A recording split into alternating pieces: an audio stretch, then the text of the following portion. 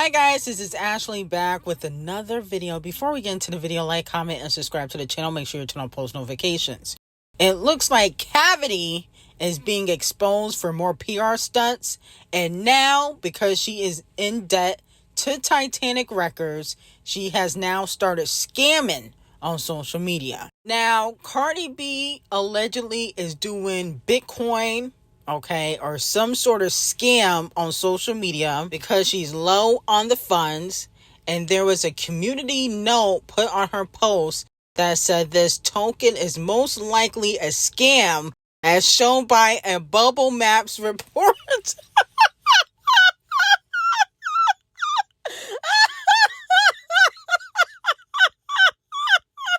Oh my god. Sorry. Users are recommended to advise caution. Now, it looks like Cardi B is going back to her old ways and is deciding to rob her fans like she used to do when she was a stripper, when she used to rob her clients and allegedly drug them. Well, not allegedly, because she has admitted to it. Oh, a lot of fans are not too happy about this. A big Cardi B fan has said, I'm tired of Cavity, tired of waiting for this album, tired of defending you because Lord knows how much you get dragged on a daily, tired of watching you get played by your man, tired of having you yell at Section 8 gang over nothing, tired of watching you ruin your name and reputation. I am tired, okay? So fans are a little bit annoyed that Cardi B has been wasting time with going back and forth with people on social media, scamming, putting out trash freestyles and remixes, but hasn't put out the album yet, okay? So a lot of fans are calling her out about this. Not only that, Wackademics has put out a rumor that Cardi B slept with Stefon Diggs, allegedly, while she was 8 months pregnant, okay? Now, another man came out and said that he was drugged and arred by Stefon Diggs, so they do have a lot in common. Because Cardi B has admitted to giving men substances and robbing men years ago. But I think this rumor is fake. Cavity clearly wants traction. This is definitely giving PR stunt. And I believe she told Wackademics to put this narrative out, okay? But let me know how y'all feel about it. I think he has a ton of kids already. I don't think Stefon Diggs would be a good look for Cardi B. They're both trashy, but I think he has a good amount of children already. And I feel like this would not be a level up from Off the Cheat. I mean, you might as well stay with Off the Cheat if you're going to date another cheater. I mean, he stayed cheating on the women he dates. So does his brother or cousin. I think his name is Trevon. He just had a baby with Joy, who's like an Instagram fitness model. So I feel like this is not a level up. This is a level down, okay? But Cardi B do got a type, okay? You got to be black. You got to be disloyal, okay? And you got to be a dog. Now, moving on to D0JA Cat, the princess of rap. The MTV EMAs have put out their nominations. We're going to go over a few of them. And they gave D0JA Cat, who is the only female rapper on this list, the best live nominations for her performances. You know, she did the Scarlet Tour. She headlined Coachella, did an amazing job. She's been selling out festivals and headlining all type of festivals all over the world. The rest of the nominees for Best Live Performer is Adele, Coldplay, Ray, the chart-obsessed racist. How is that possible? She can't even dance. And I heard that her vocals live ain't that great. And Travis, oh my goodness, some of these are paid. Ckiminaj was clearly snubbed. And I'm also shocked Megan Thee Stallion didn't get a nomination, okay? They only gave it to D0JA Cat, which, I understand, D0JA Cat is one of the best performers that we have amongst the younger generation, but I felt like Nicki Minaj deserved a nomination at least. Okay, she's on a sold out world tour. Okay, I mean, come on now. But they gave it to Doja Cat. Now, moving on to Nicki Minaj and Guarwríght. Okay, it looks like Camel Face is not playing around. And I heard that he is sending a warning to Guarwríght, but not only to Guarwríght, Nicki Minaj. Okay. Now, it has been reported that Guarwríght interview about talking badly about the Queen of Music and the King of Hip Hop, Queen B, and Camel Face was taken down because Camel Toe and Queen B sent a cease and desist. Well, Guarwríght unexpectedly made several serious allegations about Jay-Z and Beyonce during that interview. As I said in the moment, they were not present to respond or defend themselves, but now they have. Their lawyers contacted us to say that those claims were totally false and have no basis in fact, and we've therefore complied with the legal request to cut them from the original interview. Editing interviews is not something we do lightly at a show called Uncensored. But, like the proverbial cries of fire in a crowded theatre, there are legal limits on us too. And we apologise to Jay-Z and Beyonce.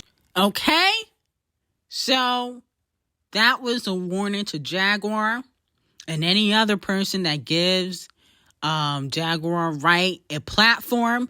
If you talk about Jay, you're going to see him in court.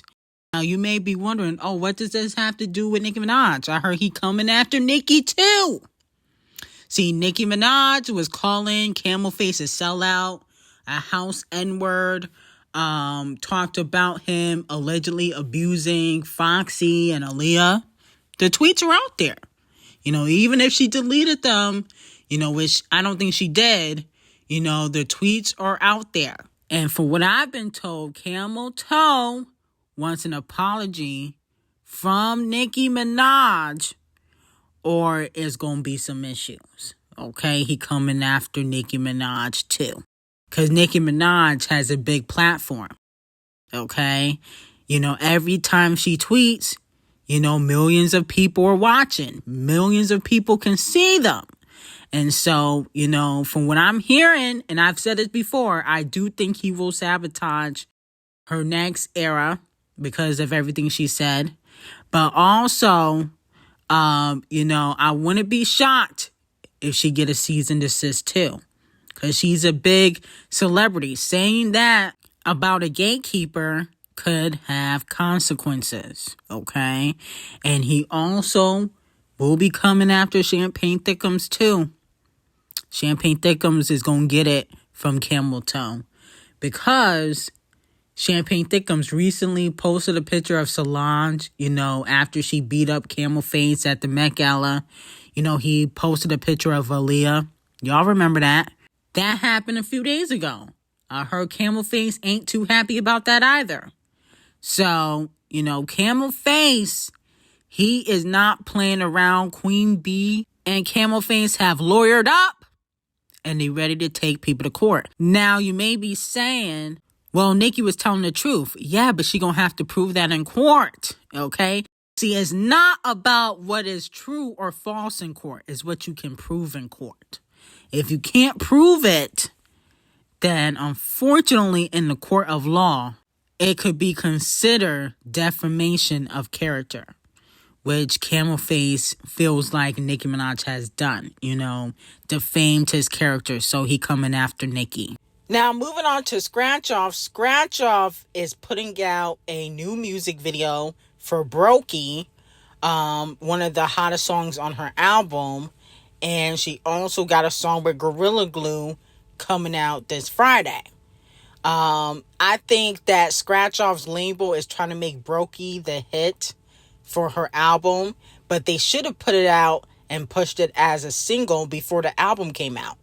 Okay, because Brokey, if I have to be completely honest, is not a bad song. It's just not getting a push, and I just don't think people care about what Scratch Off got to say musically. I think Scratch Off, to a lot of people, is a boring artist. Okay, she don't stand out amongst the other female rappers, even though she light-skinned and she got a BBL. Okay? I think that she needs to do a complete rebrand and stop basing your persona on being a side chick. You know, you always talk about 21 below average in your music, yet he don't claim you and everybody knows that he's married. So I think she needs to stop doing that. It doesn't look good. It looks tacky, tasteless, trashy, and it makes people, especially black women, not want to support you. And not only that, your old name was Mulatto. Okay, so I think that also is part of the reason why your career is a little bit hindered. Now, Queen B got several nominations.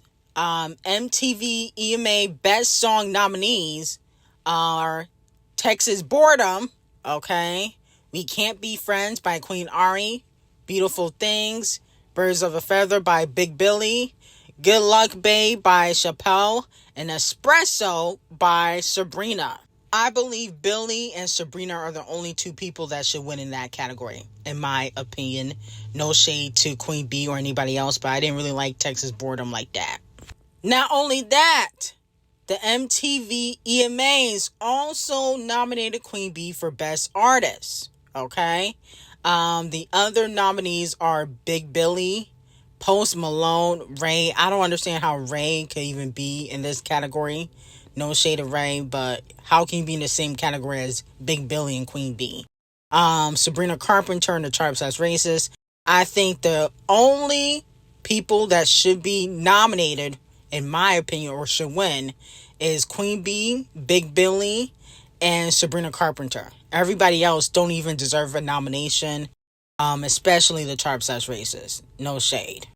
Now, the Best New Artist nominees are Ira Starr, Benson Boone, Shel Roan, Les Surfrem, I don't know who that is, Teddy Swims, The Last Dinner Party, and Tyler.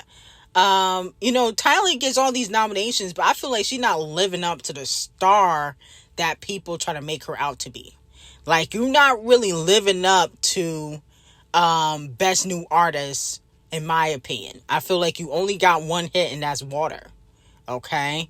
So if I could pick who should win Best New Artist, in my opinion, it would be between Chappelle Roan or Ira Starr.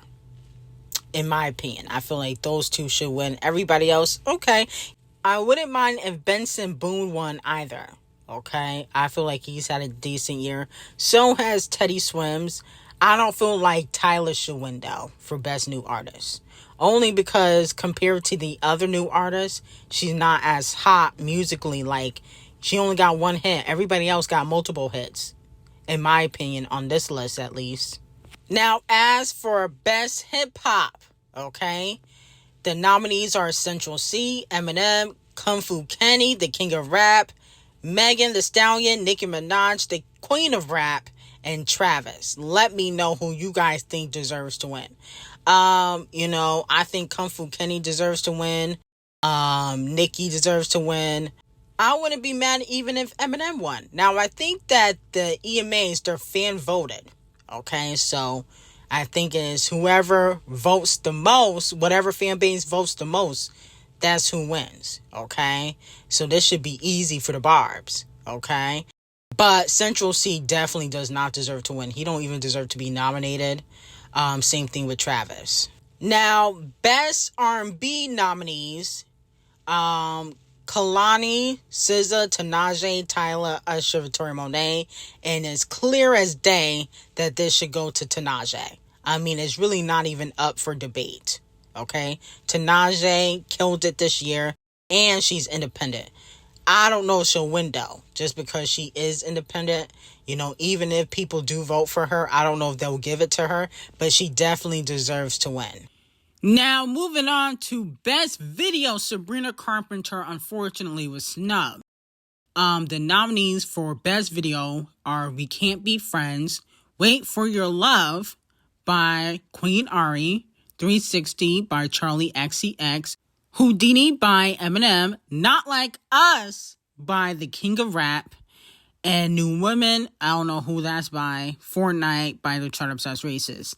Out of all these nominees, I think it should go to the King of Rap. But I'm surprised, Sabrina Carpenter's Taste or Espresso or even Please, Please, Please did not get nominated for Best Video. Why was Sabrina snubbed? Was she sabotaged by the Chart Obsessed Racists? Okay. Who was nominated but did not make a better music video than Sabrina Carpenter. She definitely did not make a better music video than Sabrina Carpenter.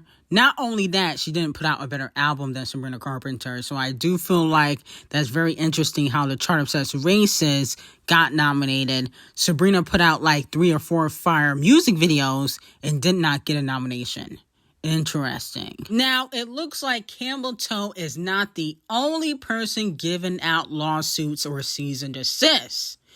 It was reported that Champagne Thickums gave Fashion Nova a cease and desist, and they removed their BBL costume model from their website.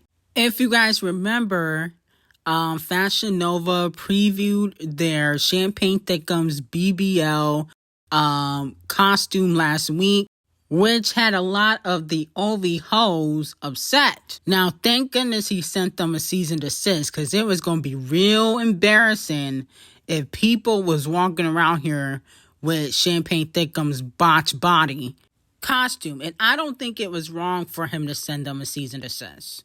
He did the right thing, okay? Because at the end of the day, he's been having a tough year. He just was crying and moping around about how he ain't got no friends in the industry. So, of course, seeing people dress up as you in your BBL or your lipo surgery, it probably hit a sting. I know he probably will never forgive Metro and Kung Fu Kenny for basically ruining his career. But it is what it is. Not only that, for the first time in over 2 years, there are no Champagne Thickums songs or features charting on the Billboard Hot 100 this week. He has previously charted every week since April of 2022. A lot of people are speculating that this is the Kung Fu Kenny's curse, and that because Kung Fu Kenny actively annihilated his career, now people no longer want to stream Champagne Thickums music. And I'm going to be honest with you, Champagne Thickums didn't really put out great music this year. Family Disasters was okay. It was mid in my opinion. Not terrible, but mid. Then he put 100 gigabytes of trash out. None of those songs stuck. And then he had the audacity to do a song with Scratch Off, which really, in my opinion, put the nail in the coffin for his career, because now you lost some of the barbs. A lot of the barbs were sticking up for Champagne Thickums, caping for him, and then here he go betraying Nicki Minaj like he usually do. Now, moving on to baby mama Haley, or Holly, whatever her name is, and Doodle Garbage. He's still talking about Holly. Like, goodness gracious. But this is what he recently had to say. I'm kind of thinking he might have met somebody already, or he's ready to start dating, and he's just trying to avoid. No.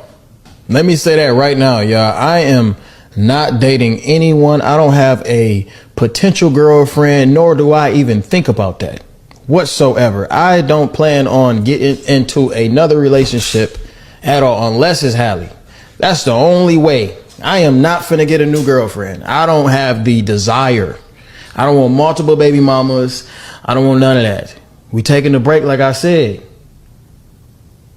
I'm finna go pick my son up right after this. Let me live my life. That's none of your business.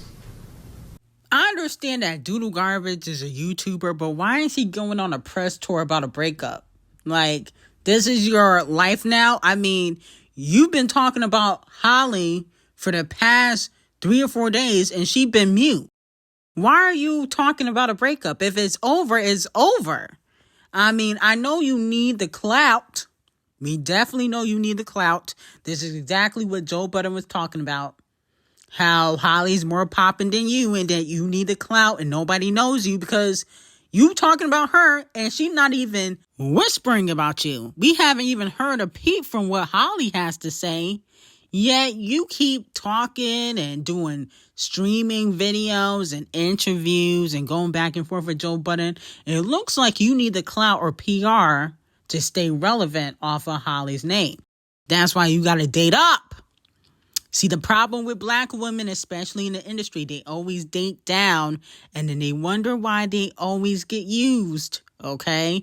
These black women in the industry, they got to start dating up. Keke Palmer, Riri, okay? Even though A$AP the colorist, yeah, he a rapper, but he's not as relevant as Rihanna and he don't sell. So, anyway, a lot of these girls in the industry need to start dating up and stop dating these D and F listers that be using them for relevancy and for clout. Now, moving on from that, Kung Fu Kenny's Not Like Us is now the longest running #1 hit on Billboard Hot 100 rap songs in history, surpassing Bottom Nas X Old Town Road with 21 weeks at #1. Okay, so congratulations to the king of rap. And it was confirmed by TDE's Devin Malik that Kung Fu Kenny album is on the way. A lot of people are speculating that he will be dropping around Champagne Thickum's birthday. Ooh, that would be so messy. Kung Fu Kenny, please do that. That would be so messy if he dropped the same day as Champagne Thickum's birthday. Oh my goodness. That would just be disrespectful. Imagine if he get a Queen Bee, Camel Face, or Riri collaboration. Oh my goodness. Don't get me hyped. And then also Daylight from TDE tweeted and deleted October 28th. Okay. Which is a Monday. You know, Kung Fu Kenny, don't drop on no Monday. Please drop on a Friday. And make an announcement. You know, I got to mentally prepare for this. Please don't do a surprise drop. I got to mentally prepare for this album. I need an announcement so I can just calm myself down and really digest the music, okay? I don't want no surprise drops from Kung Fu Kenny. Please, okay? You cause too much of a ruckus when you do a surprise drop. People got to mentally prepare, okay? Especially if you dropping around Champagne Thickum's birthday. We definitely got to mentally prepare for that.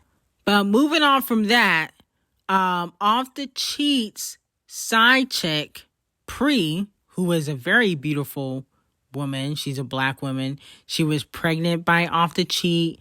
And unfortunately, Off the Cheat made her get rid of the baby for allegedly $15,000 to $20,000, which is chump change. Now, she went off on Off the Cheat on Instagram. She said, "Off the Cheat, I'm confused. Why are you steady being messy behind closed doors?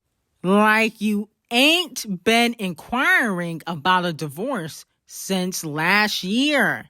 Yikes." Okay. So even though Cardi B filed for divorce this year, allegedly Off the Cheat has been wanting a divorce since last year. But this could all be a PR stunt, you know, no shade. Then Pre posted an interesting email about Off the Cheat inquiring about a divorce. Guarwríght is Off the Cheat's real name if you are confused. But the email says, "Good afternoon, Guarwríght. Per our discussion attached to the contract for legal services regarding divorce representation, I will also send the contract via electronic signature. Request for your convenience.